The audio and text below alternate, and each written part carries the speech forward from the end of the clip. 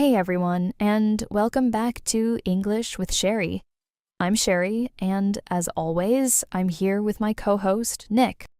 Hey, Mick here. So glad you're joining us today. Today's episode, okay, so I feel like this one is really, really relatable. We're talking about forgetting someone's name, Oh no. Oh, I feel this one already. right? And okay, I have to be honest, this has happened to me so many times. You meet someone, you have a whole conversation, and then their name is just gone. It disappears. Like 1 second you know it, and then the next second it's like it was never there. So, today we're going to talk about what to say when that happens. We'll look at some really useful phrases, some real conversation examples, and yeah, just some honest advice for those awkward moments.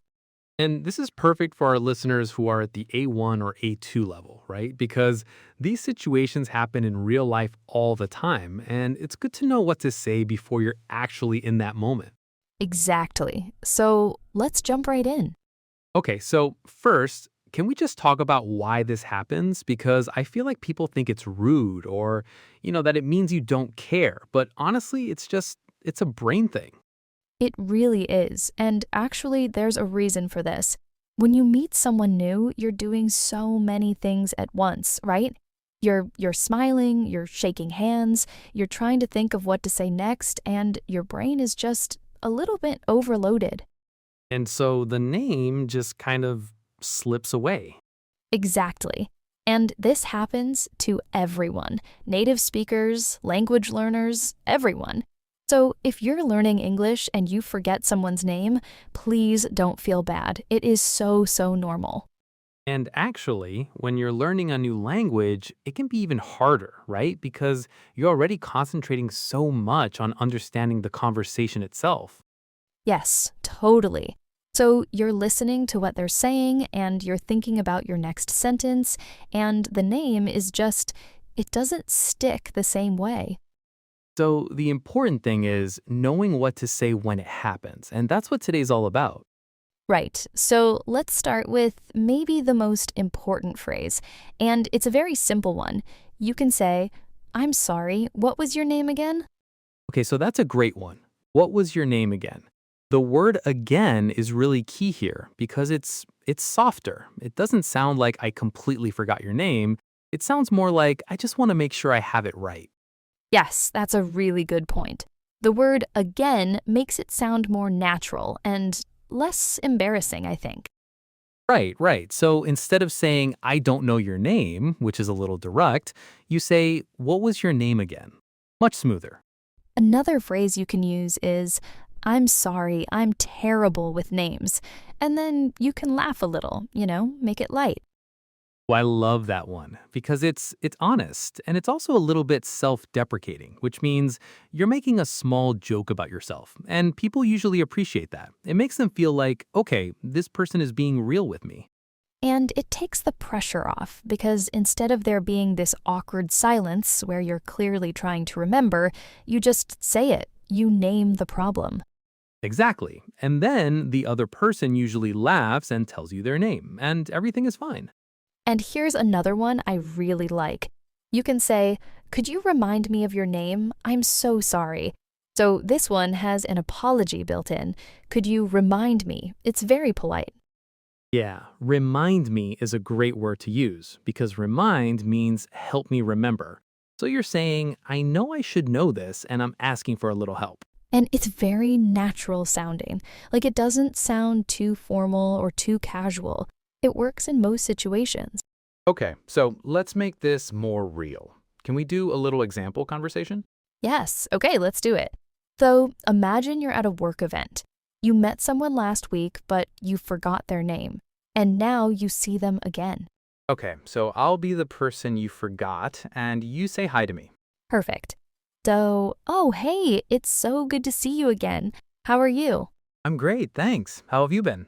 Really good, really good. So, I have to be honest with you. I am so sorry. I completely blanked on your name. What was your name again?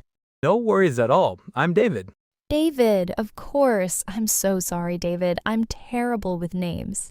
Don't worry about it. I forgot yours too, actually. And see, that happens. You say it, you apologize, the other person laughs, and life goes on. Right. And I want to point out a phrase Cheri used there. She said, I completely blanked on your name. That's a really natural expression.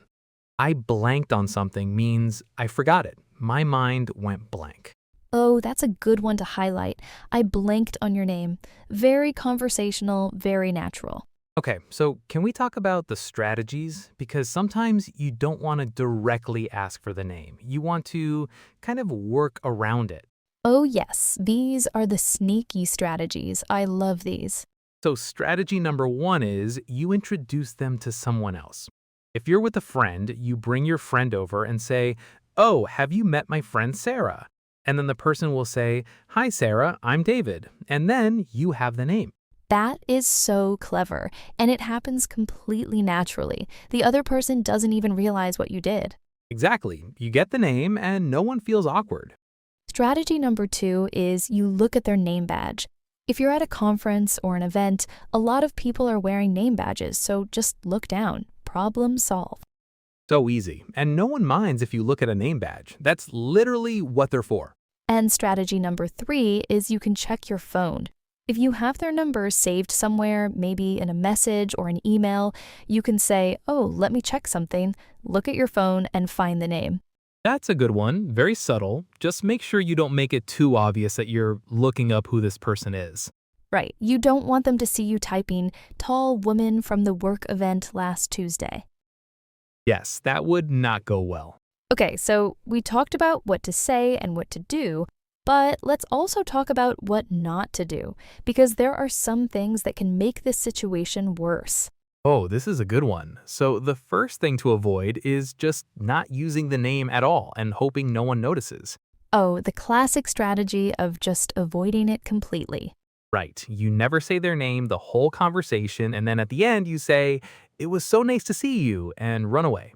We've all done this, and it's okay in the moment, but if you see that person again, the problem is still there. So it's better to just deal with it. Ask the question, get the name, move on. Exactly.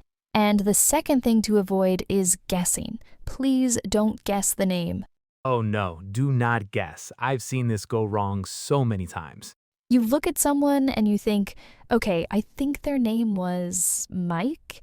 And you say, hey, Mike, and they look at you and say, it's John. And then it is so much more embarrassing than just asking. So much worse. Just ask. It is always better to ask. And the third thing, don't make a big deal of it. Sometimes people apologize too much. Like, oh, I'm so sorry, I'm the worst, I can't believe I forgot. And then the other person has to comfort you and it becomes this whole thing. Right. A simple, honest apology is enough. I'm so sorry, what was your name again? Smile. Done. You don't need to spend 5 minutes explaining yourself. Should we do another example? I want to show one where someone uses the introduce a friend strategy. Yes, let's do it. Okay, so I'm at a party. I see someone I met a few months ago, but I cannot remember their name. And I have my friend Nick with me. You're my friend Nick. I'm your friend, Nick. Okay. All right. Oh, hi. So good to see you. I didn't know you'd be here. I know, what a coincidence. Oh, have you met my friend Nick? Oh, hi, nice to meet you. I'm, let's say, Lisa. Lisa. So good to see you, Lisa. How've you been? And as a listener, did you catch that? Cheri got the name without ever asking for it. She introduced me, I said my name, and then Lisa said her name. And it felt completely natural. Lisa had no idea I had forgotten her name. She just thought I was being friendly and introducing my friend. That is such a smooth move. It really is. And okay, I want to add one more phrase that's useful here. Sometimes after you get the name back, you can say, oh, of course, I'm so sorry, it's been a busy few months. That's good. You're giving a little excuse without making it a big excuse. You're just softening the moment. Right, and it shifts the conversation forward. Instead of staying on, I forgot your name, you move on to, how have you been? What's new?